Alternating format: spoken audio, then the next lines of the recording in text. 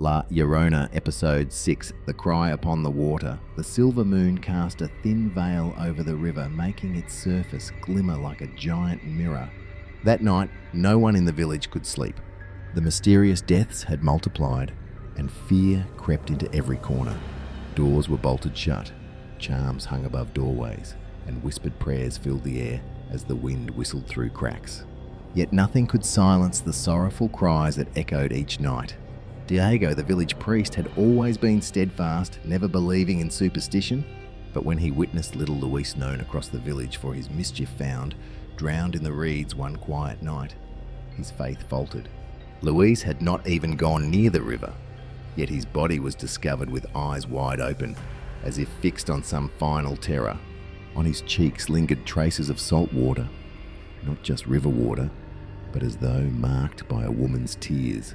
The news shook the village, and that very night Diego heard the weeping, not distant, but right beside him, seeping into his bones, freezing his blood. Mis hijos. Ay, mis hijos. My children. Oh, my children. He lit a candle and went to the window.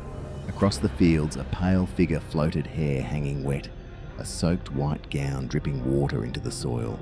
Diego's heart pounded, but when he blinked again, she was gone, leaving only the cold wind whistling in the night. 1. The secret in the old journal. The next morning, Diego and a group of villagers searched the old library at the edge of town, where records of past generations were kept.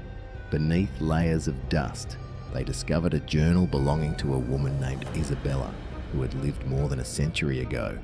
The first pages spoke of a broken marriage. Isabella loved a wealthy man, but he betrayed her, abandoning her and their 2 young children. In despair, Isabella threw herself into the river with them.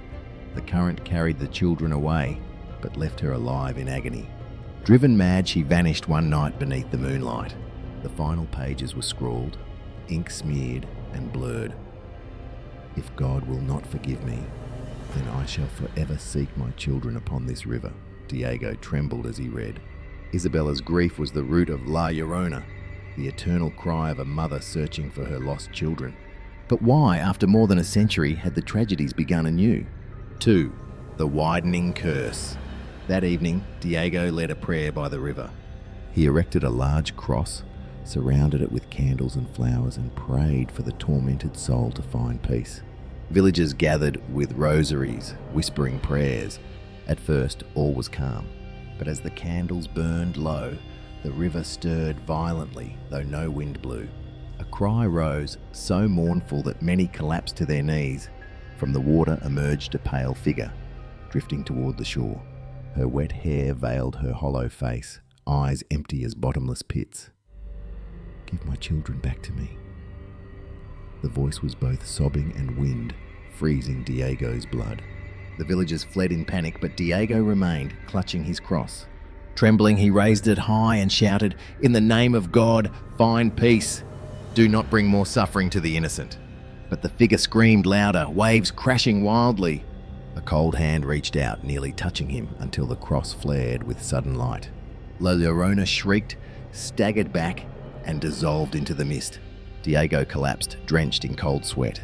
He knew he had not freed her. What he faced was not only grief, but a curse stretching across generations. 3. The shadow behind the night. In the days that followed, omens returned. Cattle died, trees withered, children fell ill with fevers. Desperate villagers turned to Diego for help. Yet he himself felt powerless, sensing a darker force manipulating Isabella's sorrow. One night, a knock came at his door. It was old Inés, the village healer, versed in herbs and ancient rites. She whispered, "It is not only La Llorona. A shadow feeds on Isabella's pain, binding her to the river. It grows stronger through fear, turning her cries into its weapon. If it is not stopped, our village will become a graveyard." Diego asked if there was hope. Inés replied, her soul must be reunited with her children. Only then can she rest. But the shadow will fight to keep her chained for. The journey to the cursed riverbank. That night, Diego, Inés, and several brave villagers set out carrying crosses, charms, and Isabella's journal. Under the dim moon, They reached the place where Isabella had vanished long ago. The air was heavy, each step dragging like stone. The river lay eerily still, smooth as glass.